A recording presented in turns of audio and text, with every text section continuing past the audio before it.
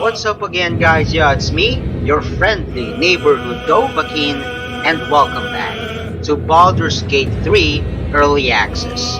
And before we begin, be sure to hit on the subscribe button for more great videos.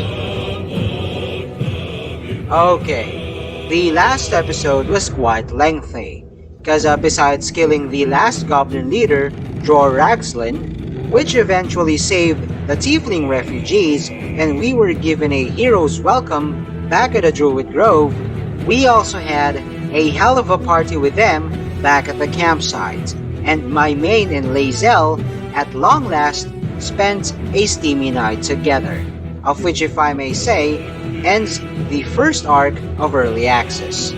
The morning after, Halsin gave us the lowdown on the next major arc.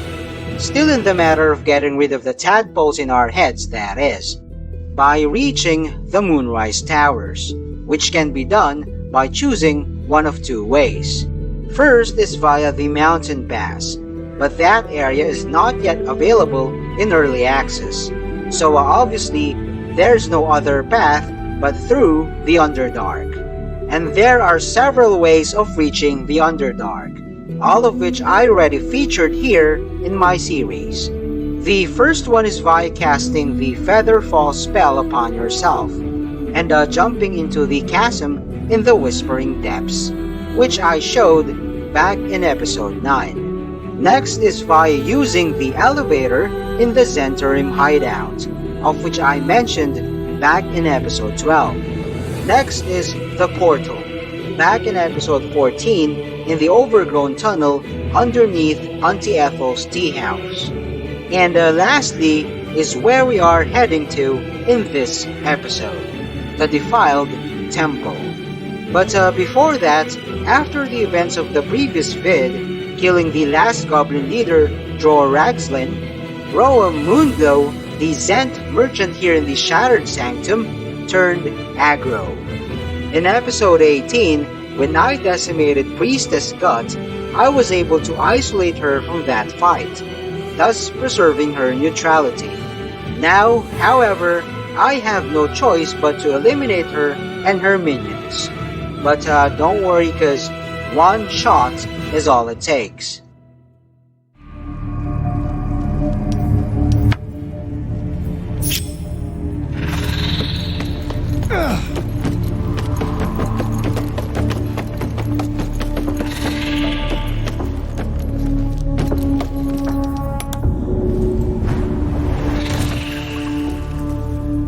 By the way, don't forget to explore this entire ceiling area, because there are a lot of chests with decent loot.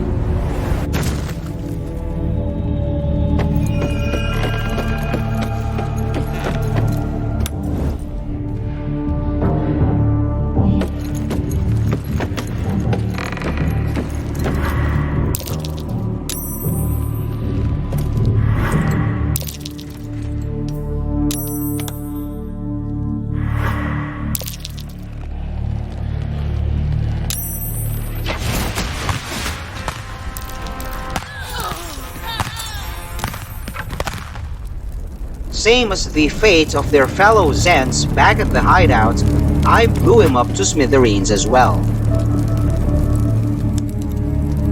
Alright, let's get our asses into the Defiled Temple.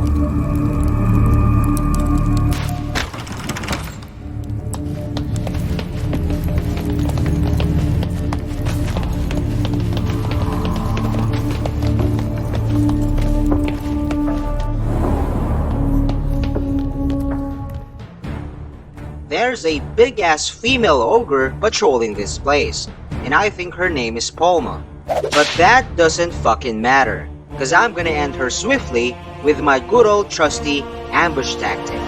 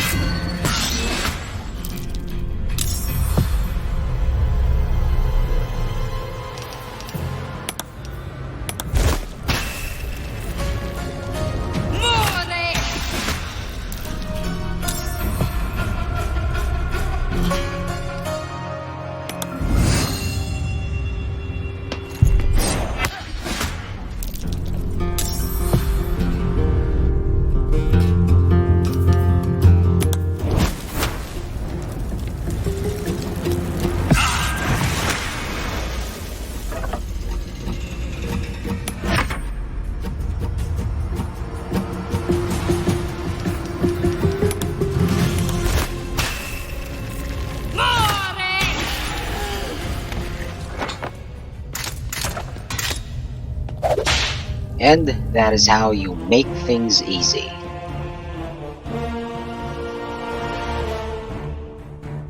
Okay, now I'm back at the camp for some R&R to prepare for tomorrow, the long day ahead in the Underdark.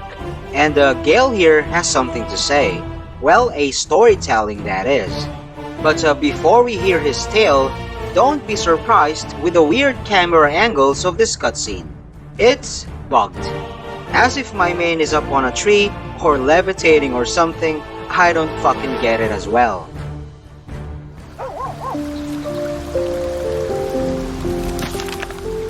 Ah, good evening to you. I take it you're here to pick me up on that bedtime story you were promised. Marvelous. It's a story full of answers long overdue. It is the story of a man who fell in love with a goddess. Thank you. Once upon a time, not quite that long ago, there lived a wizard in a tower. The wizard was what one might call a prodigy, who from an early age could not only control the weave, but compose it, like a musician or a poet. Such was his skill that it earned him the attention of the mother of magic herself, the Lady of Mysteries, Mystra. Love. Perhaps it was not quite love, but you see, the wizard was but a very young man. It was most certainly love to him. Mystra showed him the secrets beneath the veils. The gossamer veils first, draped across the weave. The delicate veils next, draped across her body. Chosen one, she whispered, and she slipped them off completely. Yes, until one day, all too soon, the whispers stopped. The goddess spurned the mortal. The veils were drawn once more, and the wizard was left behind, heartbroken. Poor wizard. Silly wizard too, for he wouldn't take no for an answer. Like so many of the heartbroken, he did something infinitely foolish. One has to think big if one seeks to win back a goddess. So the wizard thought big. Here goes. Once upon a time, very long ago, a mighty lord lived in a tower, a flying tower, to be precise. I'll save his story for another time, but the gist of it is that he sought to usurp the goddess of magic so that he could become a god himself. He almost managed, but not quite.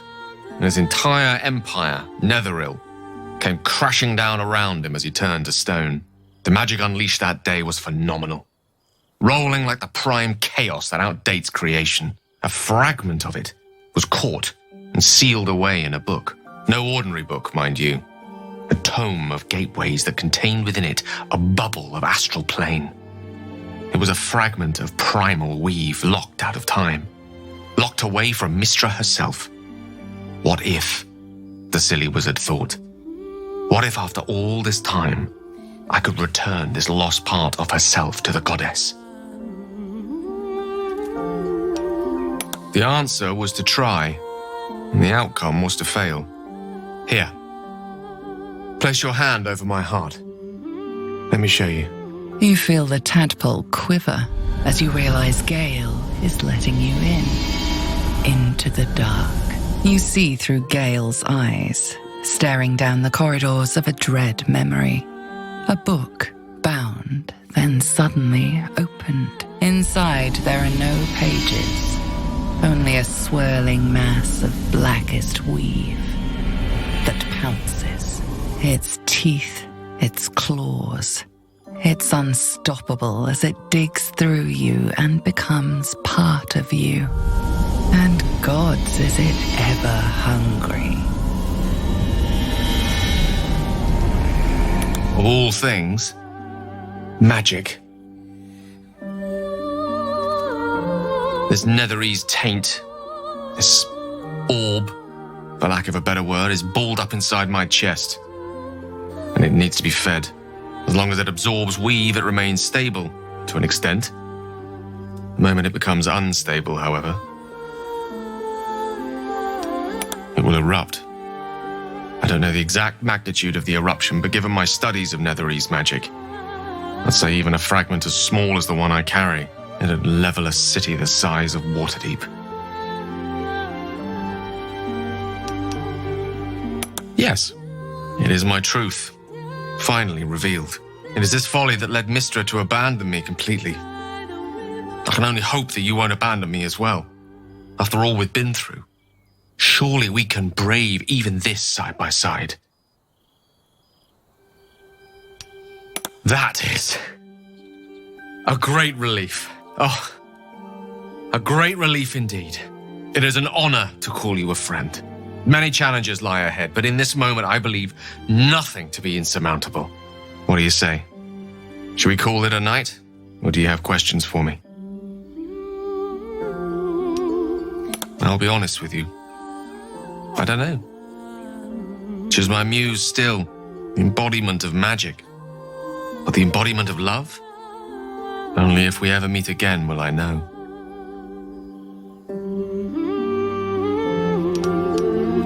The orb was kept safe and inert in a pocket of astral plane, suspended in time. If I can somehow manage to expel it from my body while in the astral plane, it will be rendered inert again. Alternatively, I could learn to control its chaotic magic. That is, to succeed where I failed before. Without Mystra's favor, I don't see how that may come to pass. Of course, there could be different answers as well. Faerun brims with more magic than any one wizard could fathom, let alone comprehend. Who knows what outlandish solutions may yet present themselves. Good night, then. And thank you. So he's literally a ticking time bomb. And though his condition is costly, the periodic need to consume artifacts that is, between the two companions that I don't use, him and Will, I like Gale much better. His personality, albeit seemingly arrogant sometimes, being a know-it-all and all that, I find a classy sense of sincerity in him, which makes me feel that he's gonna be a loyal and true friend. Will's story, on the other hand, which I just featured in my previous vid, though nearly as compelling as Gale's, the demeanor of his appeal will somehow make you think twice in helping him. And personally, I just hate the fact that he's a whore for heroics. Reminds me of some stupid shit influencers nowadays who are just flouting for clicks and attention. Alright, we're back in the temple, so let's go deeper.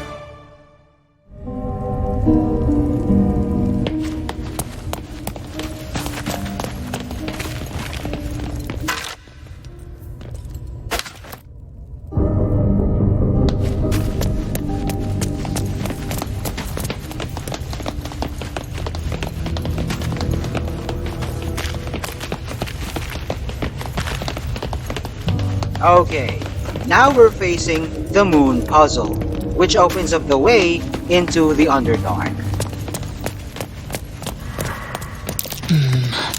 These pictographs were described in the dwarf's poem.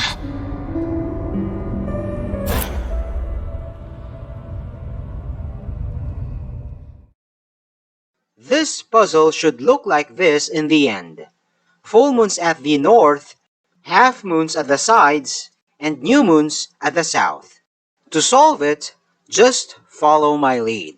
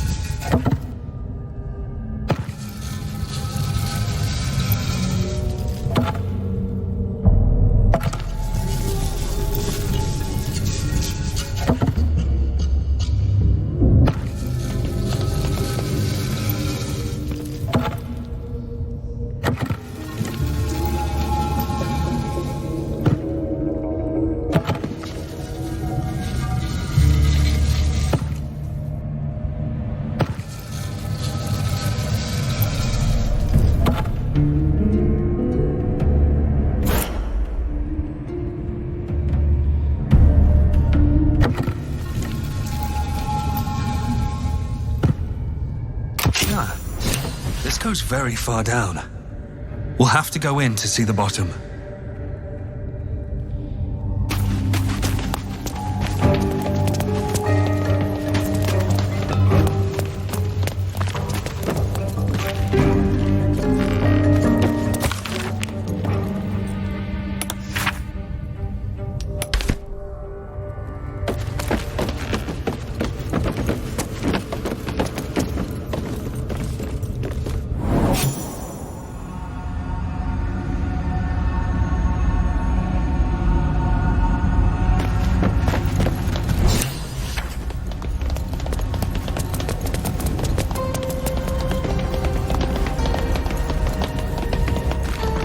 Alright, a waypoint. How nifty.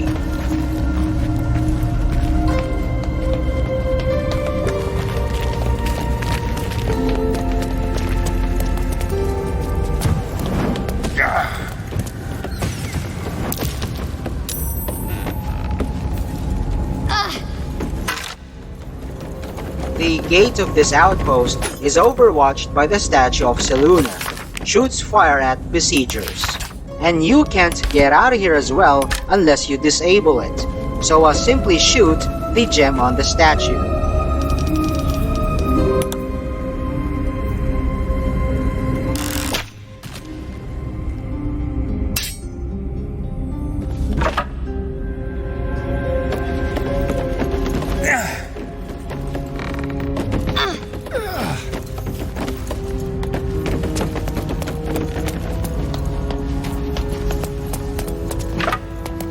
Get back! More effort than a pit of spikes. Credit where it's due.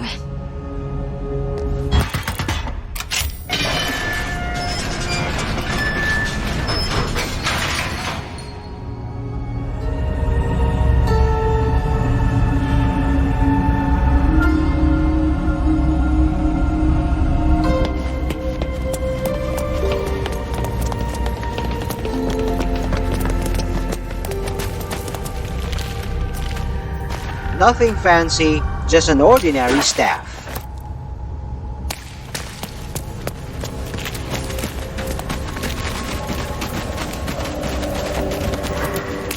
These fungal spores are everywhere.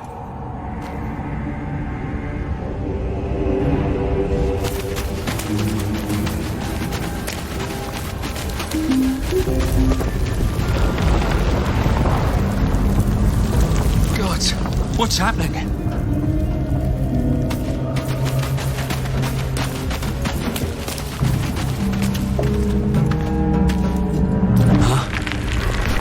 Was that a Bulette?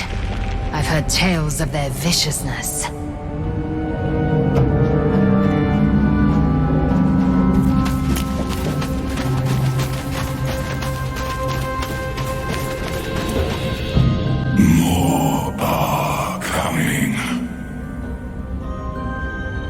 That voice.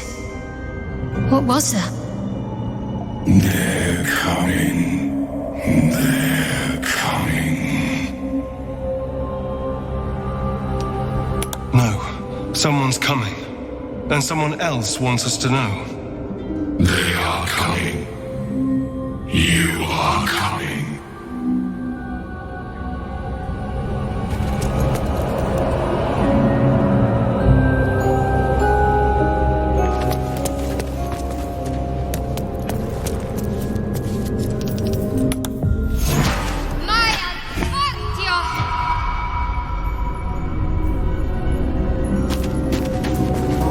A slender drow blade impales the stone before you, keeping a silent vigil.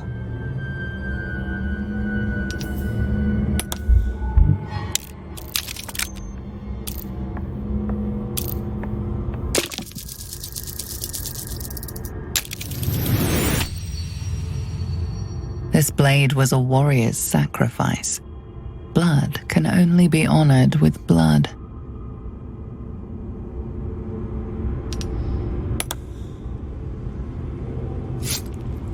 The drow script inscribed on the blade flickers and glows. It rises from the stone, hanging in the air in silent offering.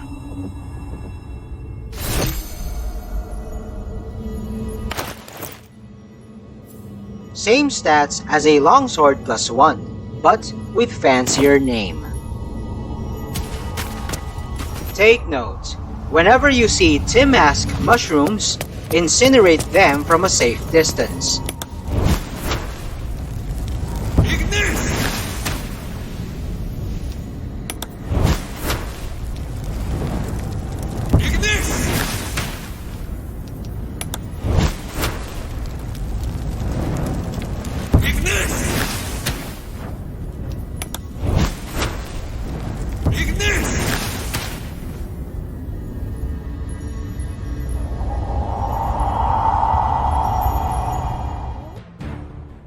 Okay, now we're gonna be in for a difficult showdown with a Bulette.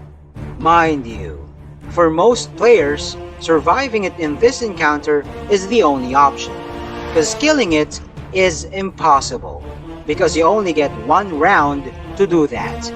But as you know, I'm not most players, and I always find ways to overcome the impossible.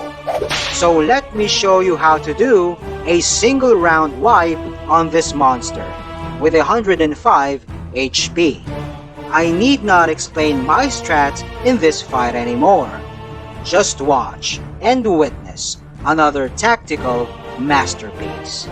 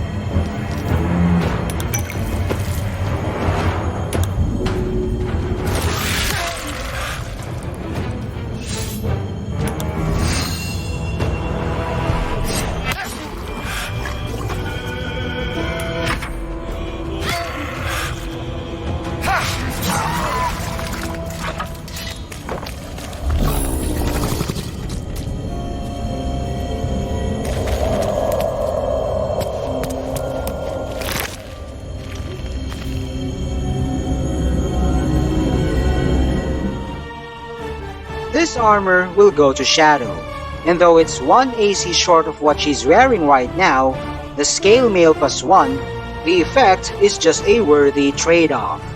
Not to mention, unlike the Scale Mail, it doesn't give you a disadvantage on stealth rolls.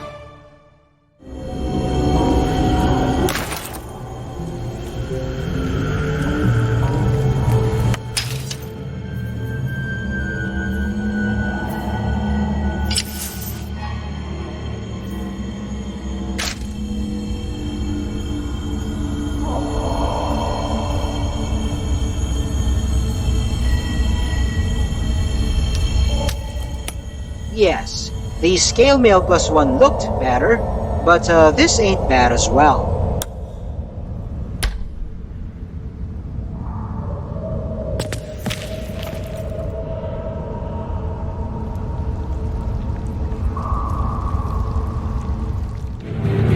And that is all there is for now. Thanks for watching. Also check out other videos from Sabbath Band Philippines and don't forget to subscribe.